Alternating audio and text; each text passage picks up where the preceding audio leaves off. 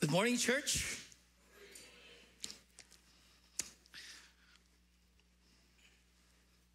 Meron po isang mama, makyat po sa isang bundok. Siya po yung hingal na hingal. Uhaw na uhaw. Alam niya, siya ay isang mountaineer. However, sa pagkakataong yun, nakalimutan niya magdala ng tubig. Subalit, sa hindi kalayuan, meron siya nakitang matanda na nakaupo sa ilalim ng puno at sa kanyang harapan, maraming mga mugs. At nilapitan niya ito. Sabi niya, Kuya, sabi niya, pwede ba makahingi ng tubig? Baka meron ka po dyan. Iho, pasensya na, sabi niya. Wala pa akong tubig. Pero meron akong mug dito. Baka gusto mong bumili. Ito, ang ganda. Sabi niya gano'n. May tatak ba dyan, PNP? Kuya, ang kailangan ko tubig. Uhaw na ako. Sabi niya, hindi. Baka ito gusto mo, oh. Itatak pa na Air Force. Sabi niya, baka gusto mo ito. Bagay na bagay ito sa'yo. Niya, Kuya, uhaw na ako. Tubig ang kailangan ko. O ito na lang. Ito, binibigay ito sa GCF. Doon sa mga nakapagbasa ng kanilang Biblia, on time, binibigay ito. Piso na lang. Sabi niya, Kuya, hindi ko talaga kailangan ng mug. Kailangan ko ng tubig. O sige na nga, sabi niya ganun. Sa hindi kalayuan, kikita mo yung unang bundok. Maglakad ka pa. Sa pangalawa, makikita mo doon yung pangalawang bundok, sabi niya, merong restaurant doon. Kapatid ko ang nagmamay-ari doon, sabi niya ganon. At sigurado ako, may restaurant doon, kapatid ko nagmamay-ari, at sigurado ako, meron dong tubig. Sige, punta ka na. Dali-dali yung mountaineer, no? After several hours, bumalik siya. Kuya, pabili ako ng mug. Bakit? Sabi niya, di mo ba nakita yung restaurant? Nakita ko po, sabi niya. Subalit, sabi ng may-ari, bago ka makapasok, kailangan meron kang mug. Well, the lesson is, we must know what the future brings. We must know what the future brings. And as Christians, we can find or we can read what the future brings, no other than from the Word of God. No other than from the Word of God. My question is, how should Bible reading? How should Bible reading time? It has been emphasized by our pastor, and we are in the year of Bible reading time. Alam niyo po, ang Biblia, it is a beautiful book. This is a beautiful book. Okay, it's a beautiful book and it's composed of two parts.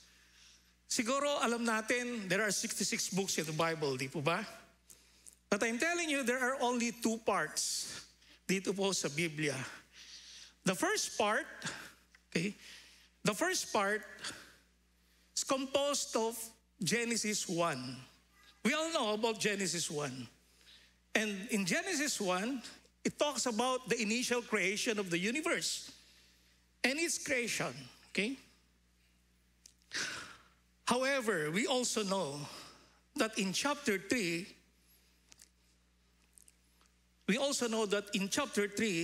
there's the fall of man, okay? There's the fall of man. Initially, sa Genesis 1, it talks about God's plan of creation. Ano ay yung God's plan of the creation? Is to establish His earthly kingdom. Okay? Genesis 1, He created the whole world and to establish His earthly kingdom. And He assigned man to be His vessels. Ano ibig sabihin nito? To be the rulers, okay, in His behalf. Mababasa natin sa Genesis 1, God created man in His own image and said to them, be fruitful and increase in number, fill the earth and subdue it. He relinquished His authority, delegated man to be the rulers of the earth. To establish His earthly kingdom, He designated man. In His image, siya, tao, ang binigyan niya, pinagkatiwala niya na maghari sa buong mundo. However, we all know that in Genesis, we also discovered God's plan, and in Genesis 3, we have read the fall of man. Alam po natin yun. Going forward to verse 11, it talks about paano naging makasalanan ng tao and how this beautiful world was destroyed by man. However, as I mentioned, it's a beautiful book. Why is it a beautiful book? Because from Genesis chapter 12, going to Revelation, it talks about that long period of redemption and that God's plan for redemption. So again, that's the second part. There are only two parts. The first part is God's creation and His plan to establish His earthly kingdom. However, man fall into sin. That's why the remaining parts, which is the part 2 of the Bible, God is traced to us or has given us His plan. At alam niyo po, yung kanyang pagtatapos, kagaya po yung mga panunod po natin ng Netflix, merong pong conclusion, merong pong ending. Okay? Yan po ay matatagpuan natin sa Book of Revelation. At kung babalikan po natin, yung plano niya sa simula, He will restore it in the ending of the Book of Revelation. Again, kagaya po ng isang pinapod natin pelikula sa Netflix, merong pang ending. At yung ending na po yun ay napakaganda. At yun po ang pag-aaral natin ngayong umaga, yun po ang tinatawag natin na doctrine of the end times. That's the story. A complete story of God's plan to establish His earthly kingdom on earth. The doctrine of end times. Bago po tayo magpatuloy, shall we bow our heads for a prayer? Panginoon, salamat po sa pagkakataong ito na muli binibigyan mo po kami ang pagkakataon para pag-alaran ng iyong salita. Salamat dahil we can discover your plan for us, your redemption plan, and the future that you have in store for us. I pray, Lord, that you will just speak through me this morning, and may the words of my mouth and meditations of my heart be acceptable to you, O Lord God. In Jesus' name we pray. Amen. So this morning, we'll just look at what the end times bring to a Christian. Ano ba ang meron sa end times na yan? We will be discussing Christ's return, His final judgment, and our eternal destiny. Ito po ay continuation ng ating lessons, yung ating sermon series na Doctrine on the End Times. Okay? Rooted on the Bible doctrines. This is one of the lessons, no? This is one of the lessons. At alam niyo po, pag sinabi mong doctrine of the end times, in other words, ito po ay, sa akin po pag-aaral, ito pa ay tinatawag na eschatology. I might be too orthodoxy here, but I just want to share what I learned. Ito pa ay tinatawag na eschatology.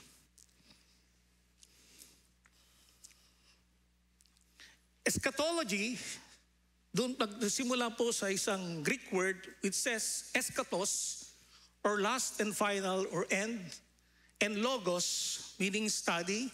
So eschatology is a study of last things or study of the end times. Subalit, hindi po familiar sa atin eschatology, di po ba? Kung minsan, hindi rin ito madalas pinipreach. Bakit? sa kadahilan ng, for several reasons. Number one, there are concerns about eschatology because of the theological, pastoral, and cultural, or even practical issues. Ano ibig sabihin? Alam niyo po, sa ating po pag-aaral, kung kayo po ay magbabasa ng Biblia at magre-refer po kayo or mag-aaral ng salita ng Diyos, ng Biblia, at magre-refer kayo sa mga commentaries, bawat theologian, meron pong kanyang-kanyang pananaw. Okay? Meron po kanya-kanyang pamunaw. Even Baptist churches, no? They have different views about eschatology. Kaya po, hindi madalas banggitin o i-preach dahil it's very difficult. It's very difficult to preach about eschatology.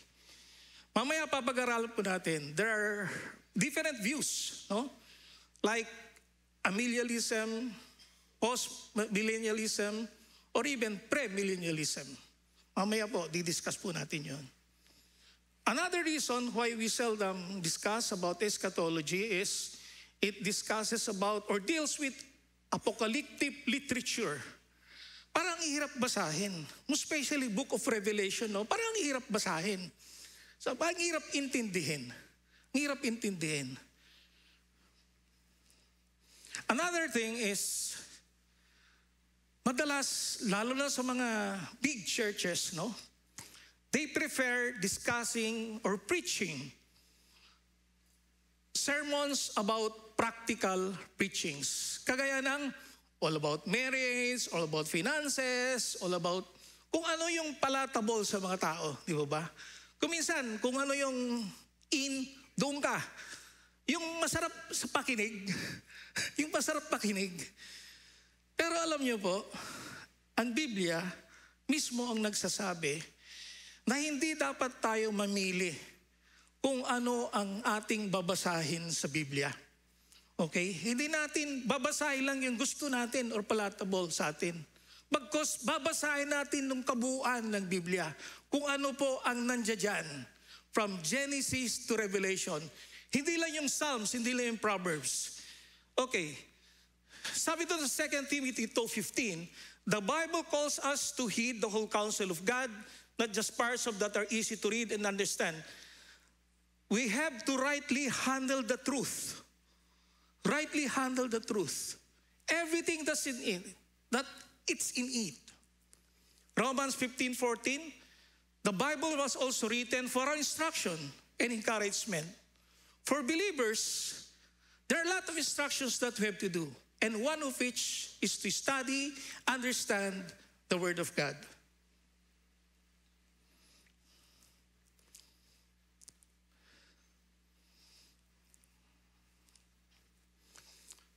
In our song kanina,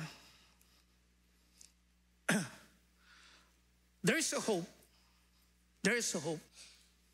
Kung ating pong babasahin ng kabuuan ng Romans 15:4, whatever was written former days was written for instruction, that through endurance and through encouragement of the Scriptures, we might have hope.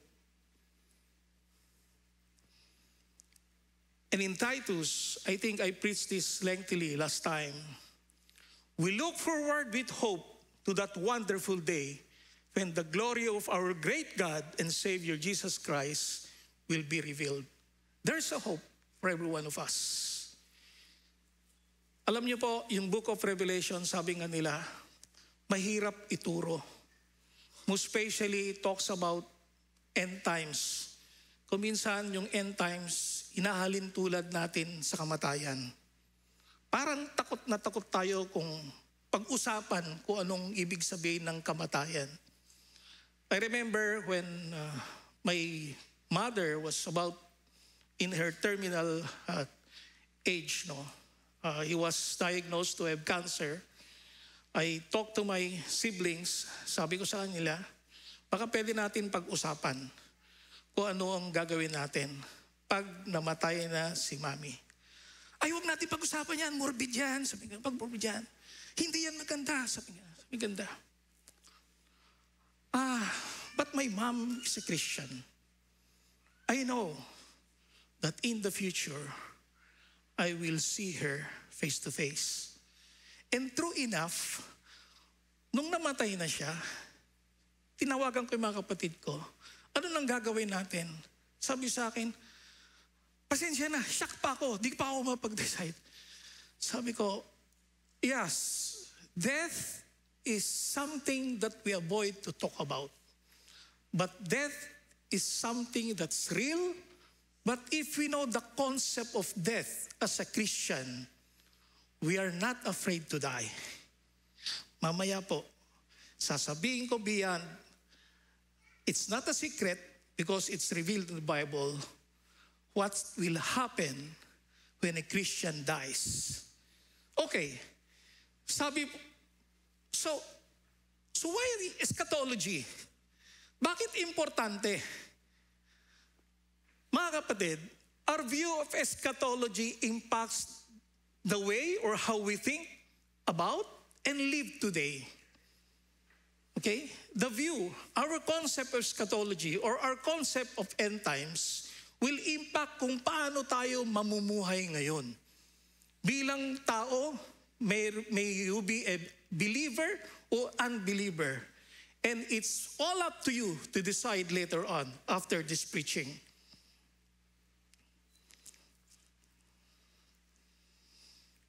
My question is, are we living in the end times? Are we living in the end times? Okay, to just give you a bird's eye view what the end times means, I have lifted this chart from one of the resources that we have. See to siya, okay? This cross here represents Christ's resurrection. Okay? Represents Christ's resurrection. And from there, up to the second coming, Christ's return, that's what we call the end times. Although everything that we see in here is the topic of eschatology or end times. Okay? End of days. We are here, okay? Church age, papag-usapan. We are here. But I'll be focusing more on my message this morning on Christ's return, the millennial reign, and final judgment. And the last one is eternal state. In a nutshell, that is the chronology of the end times. Question is, are we living in the end times? Aware po ba tayo? Are we living in the end times? Hindi po ba? Ano pong sabi ng Biblia? Okay, lahat po ng papag-usapan natin dito ay hango po sa salita ng Panginoon. Are we living in the end times? Based from this chart? No. Are we living in the end times? What are the signs of the end times? These are the signs, 10 times. False Christ and religious deception. Many will come in my name, claiming I am Christ, and will be deceived many. In verse 6, wars and rumors of wars. Nangyayari ba ito? Nation rising against nation. Russia, Ukraine, Israel, Iraq, or Iran. Famines, natural disasters, earthquakes, and in various places. Yes, we're living in the end times. And the best way to be prepared, sabi nga ni Pastor Skip, for the future is by getting the right information from where? From the right source. We need to get the right information from the right source. It's all in here. And this is what we're going to discuss this morning. Well, there are things that are secret, but there are things that is revealed to us by the Lord in His Word. Sabi nga sa Deuteronomy 29:29, the things that are revealed belong to us and to your children. The things that are revealed belong to us and your children forever. And we may do all the words of this law. In our statement of faith, we declare. Actually, our statement of faith is a summary of what we believe. It's similar to the Apostles' Creed.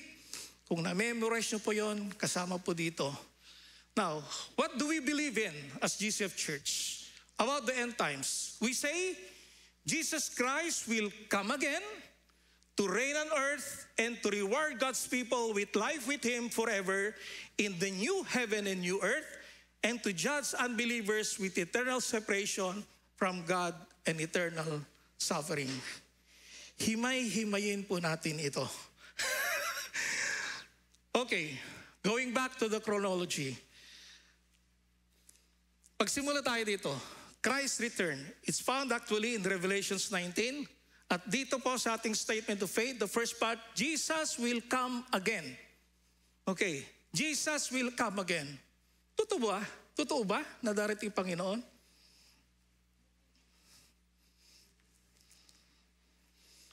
So Christ's return.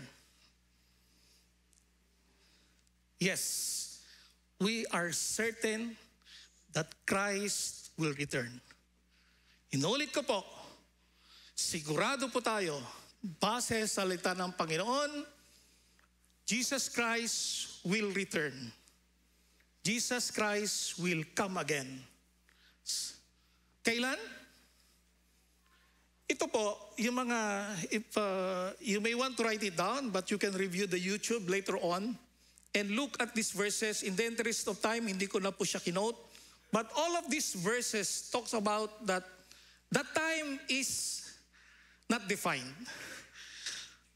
He comes like a thief unannounced.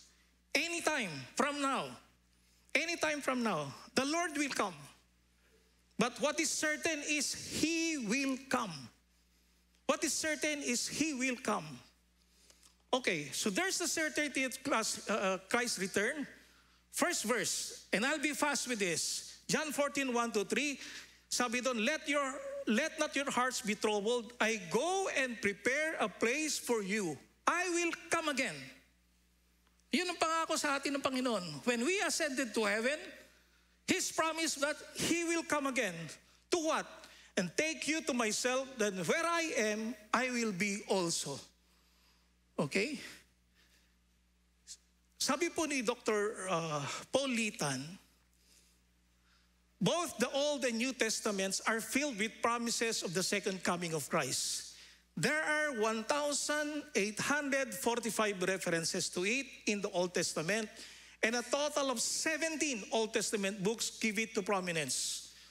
Of the 260 chapters in the entire New Testament, there are 318 references to the second coming, or 1 out of 30 verses. 23 of the 27 New Testament books refer to this great event. The 4 missing books include 3 that are single chapter letters written to individual persons on a particular subject, and the 4th is Galatians, which does not imply Christ coming again. But for every prophecy and the first coming of Christ, there are 8 on Christ's second coming. Kung babasahin po natin yung buong Biblia, ganoon po karami ang verses na nagsasabi that Jesus Christ will come again. One of which, Daniel 2:44, the God of heaven will set up a kingdom. Babalik siya to set up His kingdom. Daniel 7:13-14, there before me was one like a son of man coming with the clouds of heaven. Babalik siya. And kagaya na kinanta natin kanina, with the sounds of the trumpet, the Lord will come. The Lord will come. In Psalms 96:13, He is coming. He is coming to judge the earth. And in Matthew 26:64, you will see the Son of Man coming on the clouds of heaven. And Matthew 24 verse 3, with His disciples, ang sabi doon, nung nagtanong sa Kanya, yung mga Kanyang disipulo, even these disciples, alam nila, at the Mount of Olivet, ito yung tinatawag natin Olivet Discourse. Tinanong siya, what will be the sign of your coming and of the end of age? And kung kayo po ay gumagamit ng either chronological Bibles, reading plan, which I use. Kung minsan, parang pag binasa mo yung isang portion ng Bible, tapos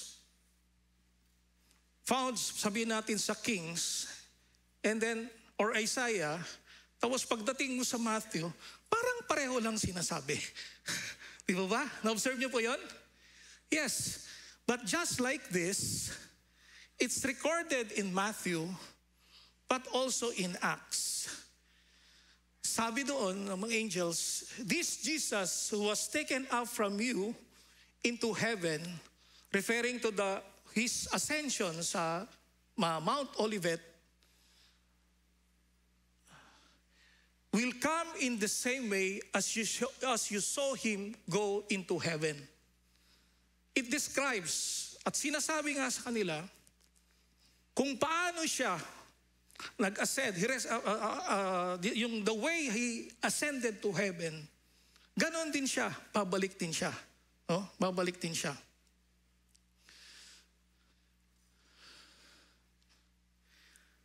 And then in our text, in Revelation, it says, behold, he is coming. Jesus Christ is coming. Every eye, and this is very important, every eye will see him. Related to Acts 1, yung binasa natin previous verse, it's the same. Every eye will see him, and even those who pierce him, all tribes of the earth will wail on account of him. Even so, amen. Amen. Like his disciples, after his resurrection and even in his ascension, we will be able to see Jesus Christ face to face in the future. Face to face in the future.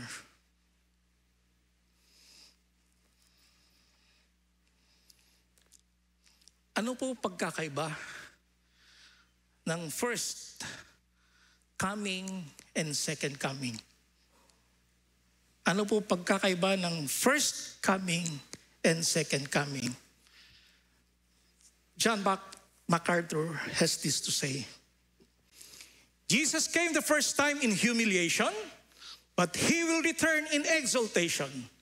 He came the first time to be killed, but he will return to kill his enemies. He came the first time to serve, but he will return to be served. He came the first time as the suffering servant, but he will return as the conquering king. Yun po yung pinagkaiba.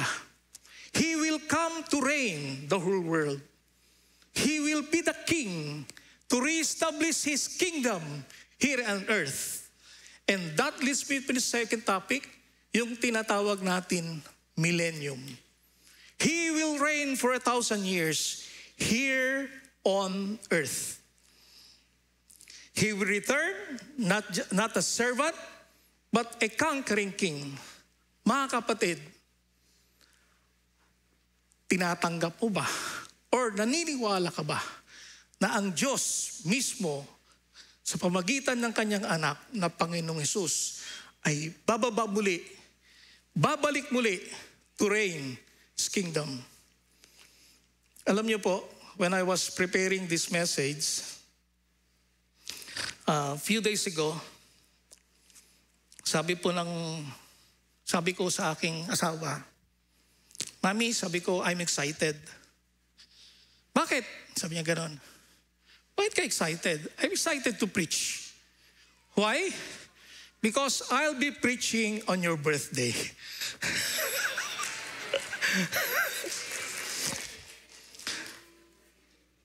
Incidentally, tapos kaninang umaga, sabi niya sa akin, Dad, hanggang ngayon, di mo pa ako binabati. Hanggang kanina po, hindi ko pa, sabi niya, inulit-ulit po niya, even in her prayer, hindi pa ako binabati ng aking asawa. Mami, happy birthday.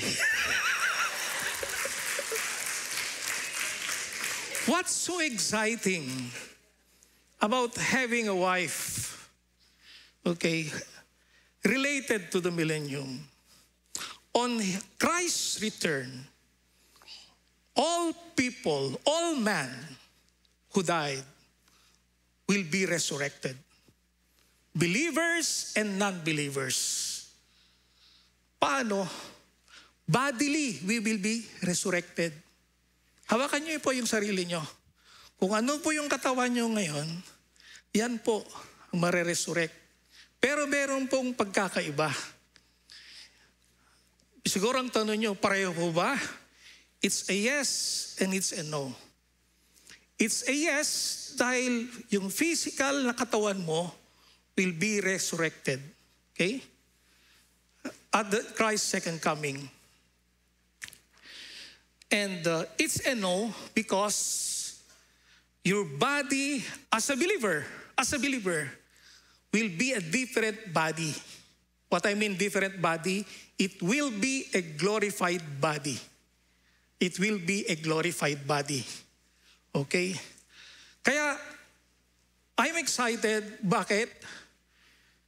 In the new heavens, in the new earth, I will be together with my wife. Bodily, yes, we will be together. Ibig bang sabihin, sabi niyang ganon, hindi ka lagi magiging masungit sa akin? Sabi ko, hindi na. Because everything there will be love. It will be peaceful. It will be sinless world. But as a believer, I will see you. Sa ating pong mga kasamahan, mga kapatid, nananampalataya, we will see each other face to face. We will see each other face to face. Including my children, I'm sure I will see them face to face. In our statement of faith, sabi nga natin, He will come again to reign on earth. To reign for 1,000 years. Okay, so we're now on the second topic, the millennial reign of Christ. Ano po ibig sabihin? Millennium. Millennium is a Latin word, mille, meaning 1,000, and annum, year. So millennium is 1,000 years. Unfortunately, there are different views, as I mentioned, about these things. But we at GCF, having acknowledged, having declared in our statement of faith that Jesus will come again to reign, meaning He will physically come on earth to reign for 1,000 years. And in our text, in Revelation chapter 20, verses 1 to 7, there are 6 instances, no, wherein the millennium or 1,000 years has been mentioned. Okay? So, Revelations 20, in verse 2, sabi doon, and bound him for 1,000 years. 1. And in verse 3, so that he might not deceive nations any longer until the 1,000 years. Also, they came into life and reigned with Christ for 1,000 years. And the rest of the dead did not come to life until 1,000 years were ended. So, and that is the first resurrection. And in verse 6, blessed are the Holy One who shares in first resurrection. Over such a second death has no power, but they will be priests of God and Christ, and they will reign with Him. They will reign with Him for 1,000 years, and when the 1,000 years are ended, Satan will be released from prison. 6 times, no? 6 times. And as I mentioned, as Christians, as believers, we need to understand this according to the Word of God. Unfortunately, as I mentioned earlier, there are different views, even Christians or believers. But I think wala pong mas magaling na pag-interpret ng Biblia, salita ng Diyos, kundi ang literal. Huwag nating isipin na yung nakasulat dito ay meron siyang ibang kahulugan. It's best for us to read the Bible as it is written instead of allegorizing it or spiritualizing it. We need to understand right here from the Word of God. So first off, as I mentioned, there are different interpretations, no, of views. One of which is amillennialism. Amillennialism. Ano ibig sabihin ng amillennialism? There is no literal na 1,000 years. Okay? There is no literal na 1,000 years. Because this just figuratively speaking, meaning the time between the first coming and the second coming is just a figurative way, no? At iyon na yon, yung tinatawag na millennium. Hindi siya eksaktong 1,000 years, no? And most of the end events will happen right when Christ returns, no? So, titignan mo, we are now in the church age, so there's no definite na 1,000 years. However, amillennialist says they also believed on the second coming. Okay, they also believe in the second coming, resurrection of believers, and the new heaven and the new earth. Another view is the post-millennialism. Post, ibig sabihin after. After ng 1,000 years, no, Jesus will come again. So there's, similarly with amillennialism, there's no literal 1,000 years. Because sabi nga nila,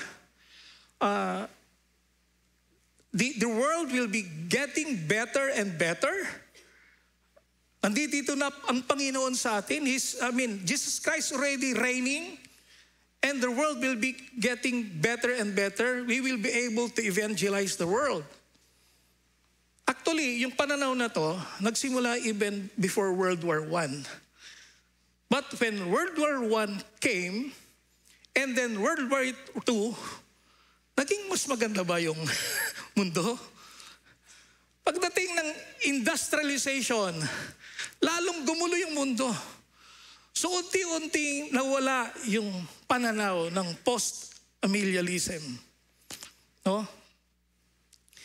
Isa sa kanila, si Lorraine Butler, siya po yung naniniwala sa post-millennialism. At ito po yung sinasabi niya, the view of the last things which holds the kingdom of God is now being extended in the world through the preaching of the gospel and the saving work of the Holy Spirit in the hearts of individuals, that the world is eventually be Christianized. So everybody will be Christianized. And the return of Christ is to occur at the close of the long period of righteousness and peace, commonly called the millennium. The second coming of Christ will be followed immediately by the general resurrection, the general judgment, and introduction of heaven and hell in the fullness.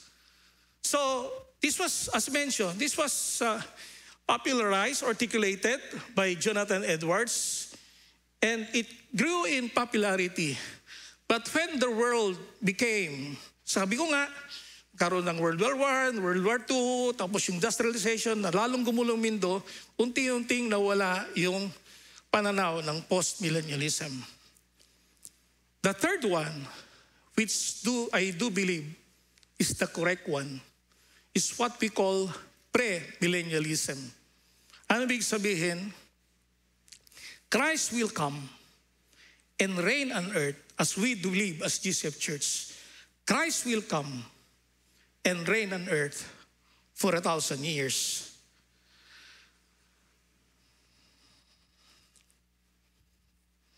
There is a literal interpretation of the 1,000 years. And Christ will come before the millennium. Christ will reign for 1,000 years. Satan will be bound also during that period. And the binding of Satan will eliminate his influence on mankind, as revealed in Revelations 20:2-3. Even the animal kingdom, yung mga leon, we can deal with them during the millennium. Okay?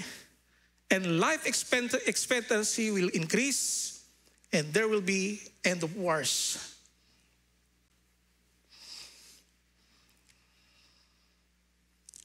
What's common to all those different views, as I mentioned, is that all Christians believe on Christ's second coming, everyone will be resurrected.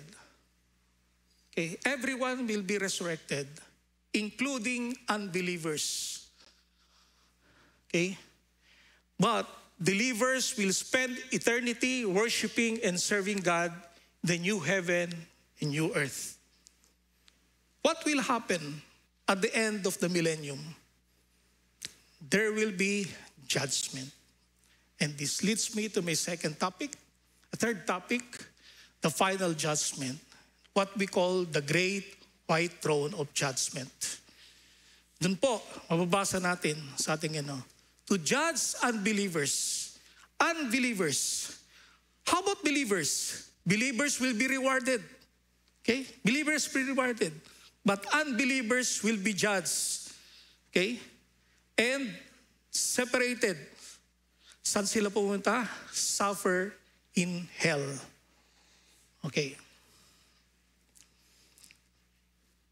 Romans 2:5-6. Christ will ultimately judge unbelievers. In Romans 2:5-6, I just summarized it. But because of your stubbornness and your unrepentant heart, you are storing up wrath for yourself in the day of wrath. When God's righteous judgment is revealed, He will reward each one according to his works, wrath and anger to those who live in selfish ambition and do not obey the truth, but follow unrighteousness.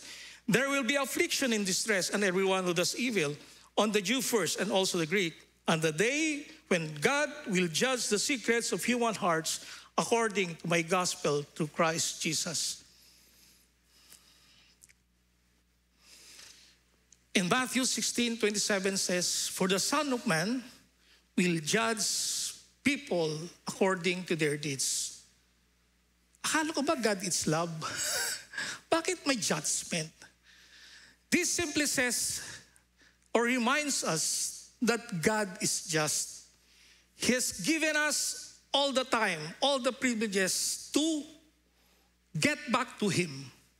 But right now, doon sa pagkakataon na yon, it simply says God is just. And it reminds us, as Christians, as believers, the need also to share the good news to others. Hindi po doon nagtatapos. Tayo po lahat, mga believers, ay magtatapos sa new heaven and the new earth. That will be our eternal destiny. Not on the millennium. The Bible is clear. If we extend reading up to chapter 21 of Revelation, it's revealed the creation of the new heaven and the new earth. Sabi doon sa ating statement of faith, to reward God's people with life with Him forever. Kung di po kayo naniwala sa forever, meron pong forever. Forever with the Lord God face to face. No more sins, no more arthritis, no more sickness, no everything. Will be at peace with the Lord. In the new heaven and new earth. Ano po itong new heaven and new earth? Are you excited to be there? Yes. God will create a new heaven and new earth where believers will dwell with Him face to face. Lahat po ng believers. Revelations 21:1, then I saw a new heaven and new earth, for the first heaven, the first earth have passed away. Wala na. He will create a new heaven and new earth. Now be fast on this. Sabi doon sa Isaiah 65, relatedly, Isaiah 65:17, I create new heavens and new earth. God declares His plan to create a new heaven and new earth, a promise of restoration of eternal peace. And He will dwell with us forever. God's dwelling place is now among the people, and He will dwell with them. Revelations 21:3.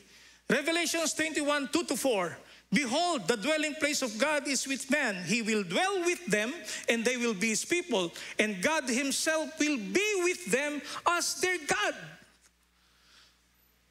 Ezekiel 37:27, sabi niya, I will be their God and they will be my people. One of the most glorious truths is the immediate and eternal presence of God among His redeemed believers, and an intimate fellowship with Him.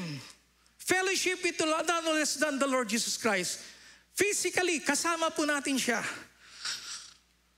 Revelations 21:4, He will wipe away every tear. Alam niyo po yun? From their eyes, and no longer be any death. There will no longer be any mourning or crying or pain. The new heaven and new earth will be holy, undefiled, marked with joy, peace, and purity. Wala na pong lungkot doon. Wala na pong umiiyak. Everything will be joy. Everything will be peace. Revelations 21:4, nothing unclean. However, nothing unclean will ever enter it, nor anyone who does that is detestable or false. It will be free from sin. Righteousness will dwell or be prevail. 2 Peter 3:13, again, righteousness dwells. Thus, the new creation will be defined by moral perfection and justice, where sin and evil will no longer exist. That's the new heaven and new earth. Revelations 22:3, His servants will worship Him. Tayo lahat will also worship Him. Nothing will happen, will be done except to worship Him. A joy, a peaceful place to be with. Revelations 21:13. The light, or what illuminates, is no other than the Lord Jesus Christ. The city has no need or sun and moon to shine on it, for the glory of God gives it light, and its lamp is the Lamb. God's presence will illuminate the new heaven and new earth, signifying His eternal glory and guidance. Also, it says in Isaiah 60:19, you will have the Lord as an everlasting light, and your God as your glory. Revelations 21:2, and the holy city at the center of the new heaven of earth will be the establishment of the new Jerusalem, prepared just like what the bride is being prepared for the Lord. Tanong, are you excited to enter the new heaven and new earth?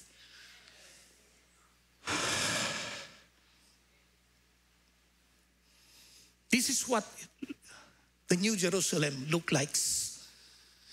Sinubukan ko pong gamitin si ChatGPT by entering Revelations 21, verse 11 to chapter 22, verse 5, which describes the city's beauty in detail.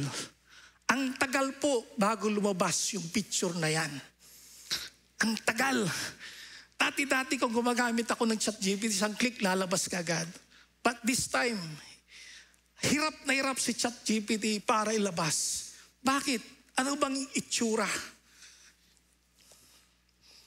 Just want to do this in passing. The walls, it is a high great wall signifying security and its holiness.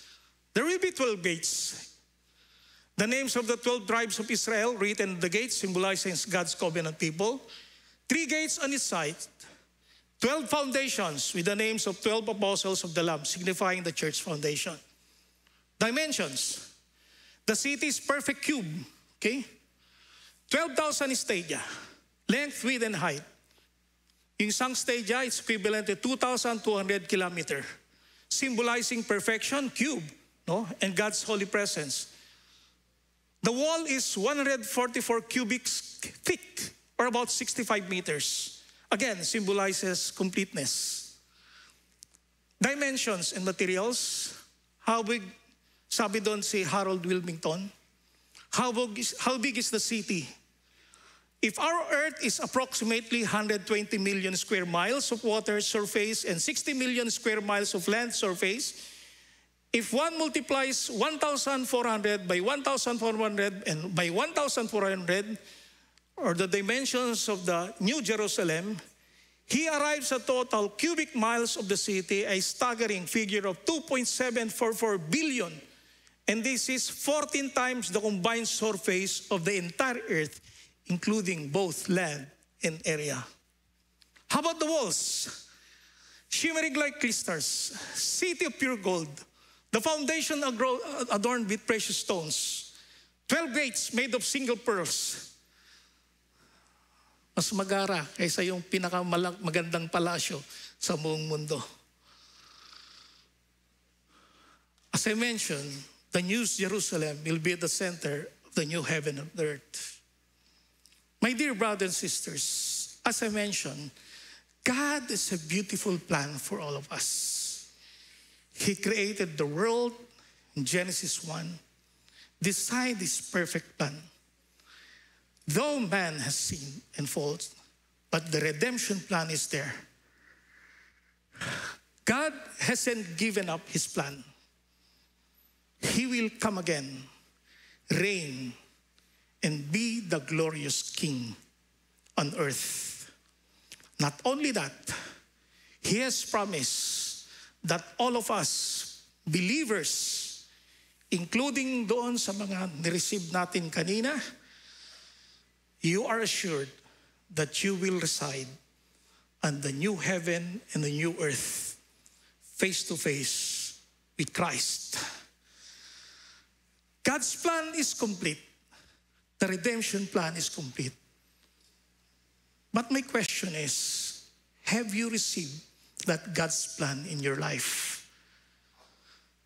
Kayo po ba ay tumanggap na sa Panginoong Yesus?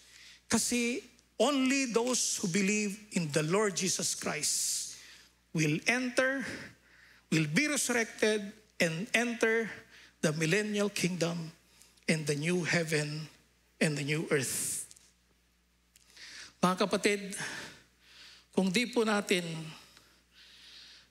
napapag-isipan kung gaano kasaya, siguro sa ngayon, after listening to this message, if you love your spouse, truly love your spouse, you may want to share the love of God so that you will see him or see her face to face in the new heaven and the new earth. If you love your children, and if they don't have yet a personal relationship with the Lord, you may want to share them the love of Christ. Panahon na. Again, nabanggit natin kanina, it's only the believers. He will come like a thief anytime from now. And if you are not prepared, you may be at the wrong side. Amos 4:12 says, prepare to meet thy God. Are we now prepared? As I close, may invite the worship team. There is a song that I loved to sing when I was a child. It says, when the roll is called up yonder, when the roll is called up yonder,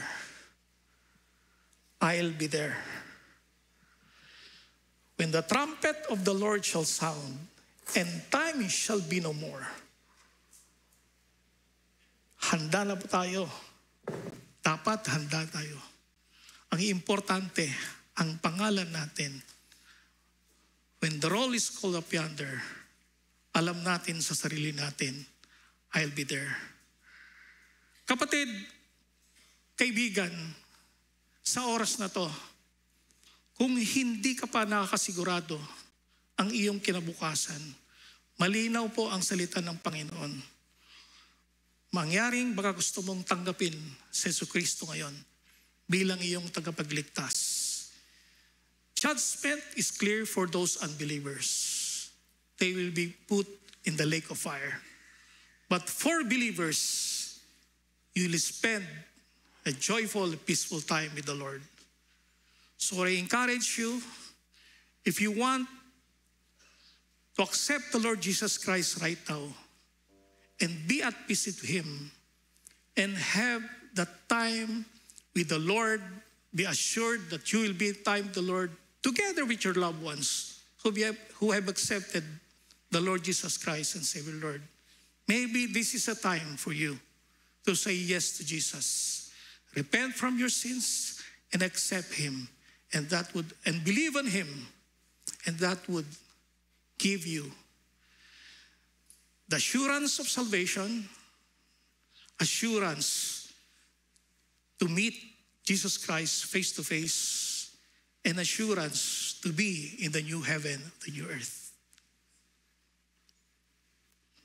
At this point, I would like to worship team to sing with us the hymn, When the Roll is Called Up Yonder.